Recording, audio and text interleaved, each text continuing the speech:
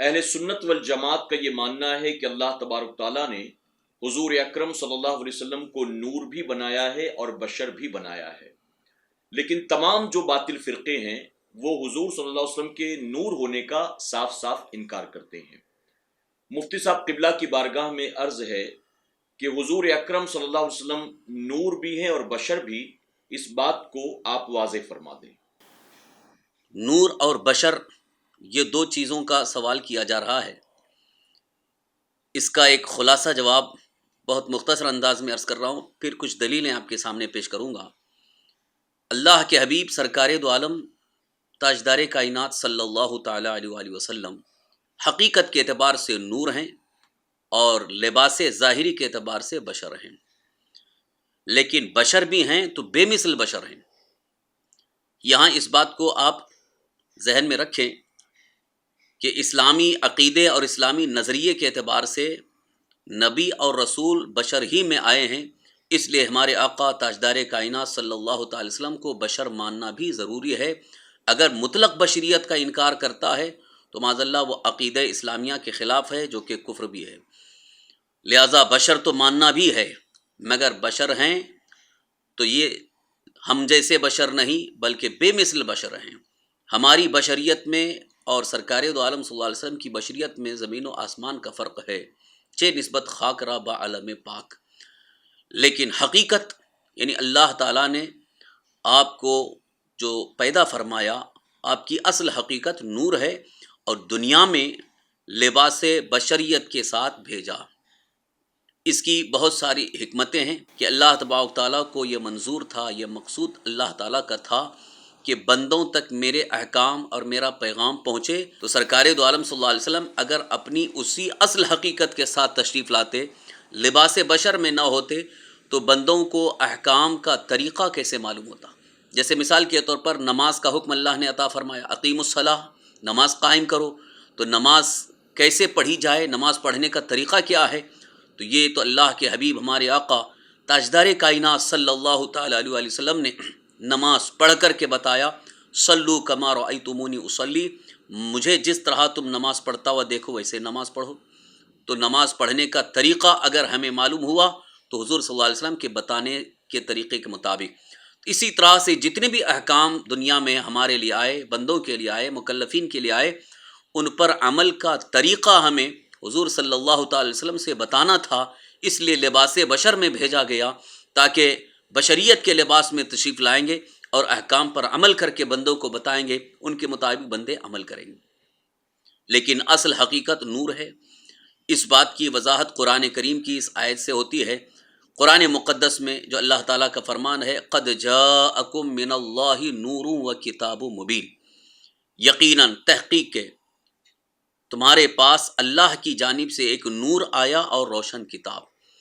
تو یہاں قرآن مقدس کی اس آیہ کریمہ میں نور اور کتاب مبین دو چیزوں کا تذکرہ ہو رہا ہے۔ اس سلسلے میں قرآن کریم کی تفسیر بیان کرنے والے مفسرین میں اکثر مفسرین اس بات پر متفق ہیں کہ یہاں نور سے مراد ذات مصطفیٰ ہے۔ بعض لوگوں نے اس نور سے بھی قرآن ہی مراد لیا ہے، لیکن یہاں پھر اعتراض ہوتا ہے کہ اگر نور سے قرآن مراد ہے تو پھر کتاب مبین فرمانے کا کوئی مقصد ہی نہ ہوتا، اس کی ضرورت ہی نہ ہوتی۔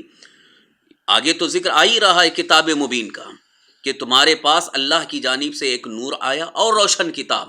کتاب مبین سے قرآن ظاہر ہی ہے، پھر نور سے بھی قرآن لینے کا مطلب کیا ہوگا؟ لہٰذا یہاں پر اکثر مفسرین اکرام اس سلسلے میں متفق ہیں۔ حضرت سیدنا عبداللہ ابن عباس رضی اللہ عنہ نے نور کی تفسیر رسول سے کرنے کے بعد فرمایا، یعنی محمدن صلی اللہ علیہ وسلم۔ یہ حضرت عبداللہ ابن عباس رضی اللہ عنہ جو صحابہ اکرام میں جن کو سید المفسرین کا لقب دیا گیا ہے اور فقہا صحابہ میں شمار ہوتے ہیں، انہی کا یہ فرمان ہے، ان کا قول ہے، ان کی تفسیر ہے، اور یہ تفسیر آپ کو ملے گی تنویر المقیاس صفحہ 72 میں۔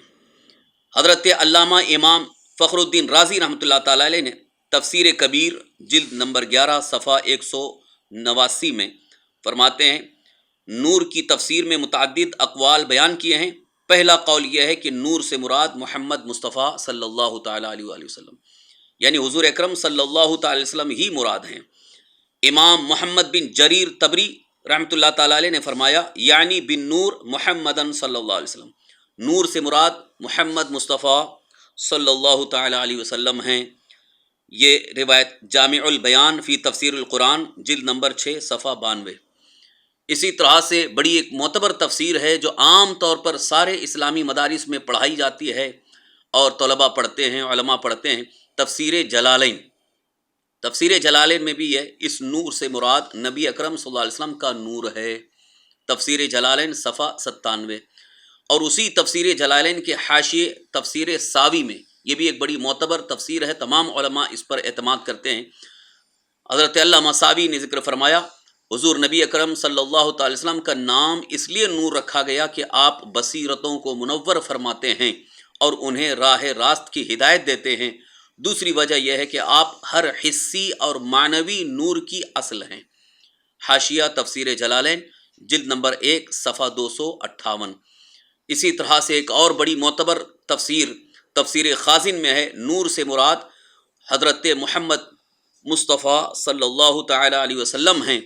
اللہ تعالیٰ نے آپ کا نام اس لیے نور رکھا ہے کہ آپ کے ذریعے ہدایت پائی جاتی ہے، جیسے روشنی کے ذریعے اندھیروں میں ہدایت پائی جاتی ہے۔ تفسیر خازن جلد نمبر 2 صفحہ 28۔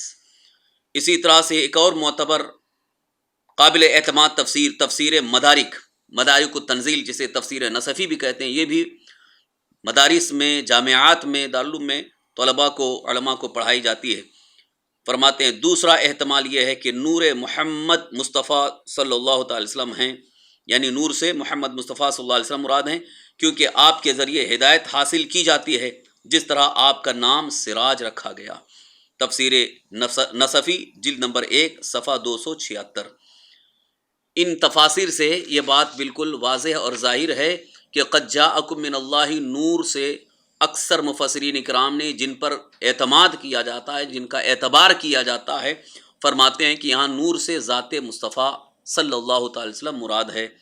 اب حدیث پاک بھی سن لیں جو بڑی مشہور اور بہت ہی معتبر حدیث پاک ہے۔ حافظ الحدیث احد الاعلام حضرت عبد الرزاق ابو بکر بن حمام رضی اللہ تعالیٰ نے اپنی مصنف عبد الرزاق میں حضرت سیدنا و ابن سیدنا جابر ابن عبداللہ رضی اللہ تعالیٰ سے روایت کی۔ وہ فرماتے ہیں کہ میں نے عرض کی یا رسول اللہ، میرے ماں باپ حضور پر قربان، مجھے بتا دیجئے کہ سب سے پہلے اللہ عز و جل نے کیا چیز بنائی؟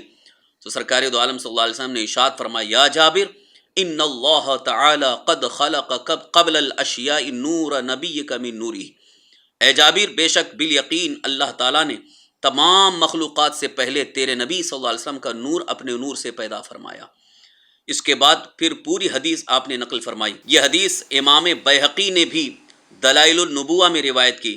اجلہ ائمہ دین حضرت امام قسطلانی نے مواہب اللدنیہ میں اور حضرت علامہ ابن حجر مکی رحمۃ اللہ علیہ نے افضل القراء میں، علامہ فاسی رحمۃ اللہ علیہ نے مطالع المسرات میں، علامہ زرقانی رحمۃ اللہ علیہ نے شرح مواہب اللدنیہ میں، علامہ دیار بکری نے خمیس میں، اور شیخ محقق علی الاطلاق علامہ شیخ عبدالحق محدث دہلوی رحمۃ اللہ علیہ نے مدارج النبوہ وغیرہ میں اس حدیث سے استدناد کیا، اس حدیث کو بیان کیا، اس کی سند پیش کی اور اس پر تعویل و اعتماد فرماتے ہیں۔ علامہ محقق عارف باللہ سعیدی عبد الغنی نابلسی قدسہ القدسی حدیقہ ندیہ شرح طریقہ محمدیہ میں فرماتے ہیں وقد خلق كل شيء من نوره صلی اللہ علیہ وسلم کما ورد به الحدیث الصحیح، بے شک ہر چیز نبی اکرم صلی اللہ علیہ وسلم کے نور سے بنی جیسا کہ صحیح حدیث اس معنی میں وارد ہوئی۔